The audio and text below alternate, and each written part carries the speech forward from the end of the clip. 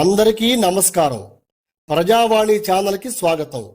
ఆంధ్రప్రదేశ్ రాష్ట్రంలోని 25 లోక్సభ స్థానాలకు గాను ప్రతి లోక్సభ స్థానానికి టీడీపీ, జనసేన కూటమి మరియు వైఎస్ఆర్ కాంగ్రెస్ పార్టీ అభ్యర్థుల ఖరారు చేసుకుంటూ వస్తున్న సంగతి మనకు తెలిసిందే.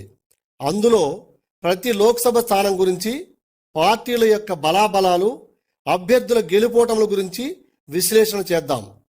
అందులో భాగంగా మనం ఈ వీడియోలో నరసాపురం పార్లమెంటు గురించి విశ్లేషిద్దాం. నరసాపురం పార్లమెంటు నుంచి టీడీపీ, జనసేన కూటమి అభ్యర్థిగా రఘురామకృష్ణరాజు గారు మరియు వైఎస్ఆర్ కాంగ్రెస్ పార్టీ నుంచి అడ్వకేట్ అయిన గూడూరు ఉమాబాల గారు పోటీ చేయబోతున్నారు.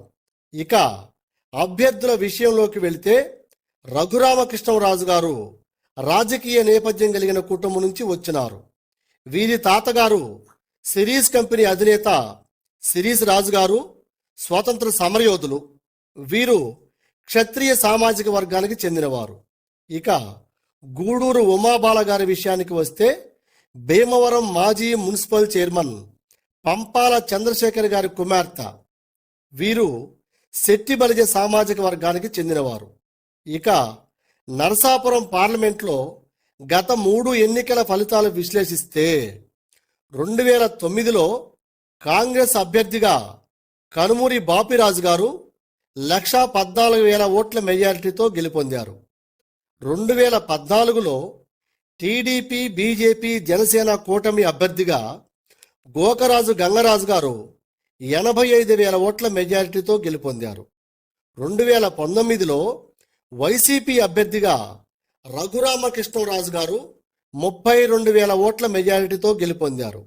ఈ పార్లమెంట్ సెగ్మెంట్లో క్షత్రియులు, కాపులు, శెట్టి బలిజల ఓట్లు గణనీయంగా ఉంటాయి.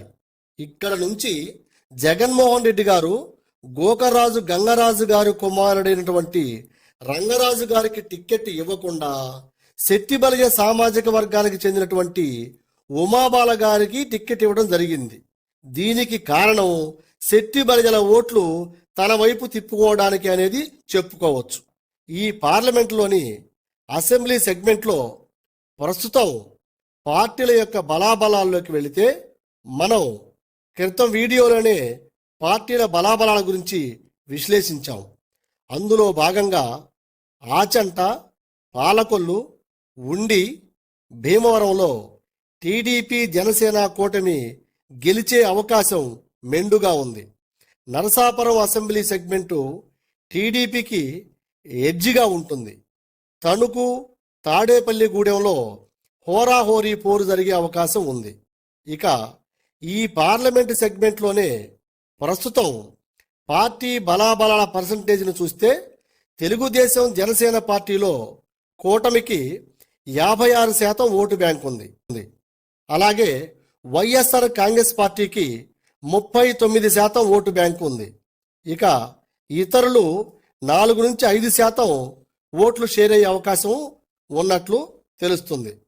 ఈ పార్లమెంట్ సెగ్మెంట్లో తెలుగుదేశం పార్టీకి సంస్థాగతంగా బలం ఉంది. తెలుగుదేశం పార్టీ కంచుకోట్లు ఉన్నాయి.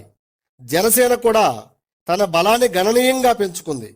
మరియు ఇక్కడ 2 సార్లు కూటమిలో భాగంగా బీజేపీ ఎంపీ అభ్యర్థులు గెలిచిన కారణంగా బీజేపీకి కూడా కొంత ఓటు బ్యాంక్ ఉంది.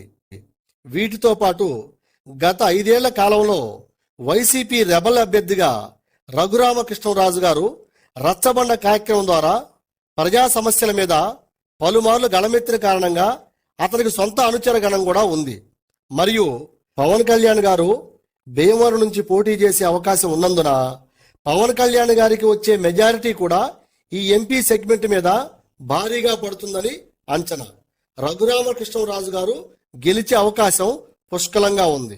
ఖచ్చితంగా 1,00,000 ఓట్ల పైచిలుకు మెజారిటీతో రఘురామకృష్ణరాజు గారు విజయం సాధించే అవకాశం ఉంది. ఇలాంటి రాజకీయ విశ్లేషణల కోసం దయచేసి ప్రజావాణిని సబ్స్క్రైబ్ చేసుకోండి.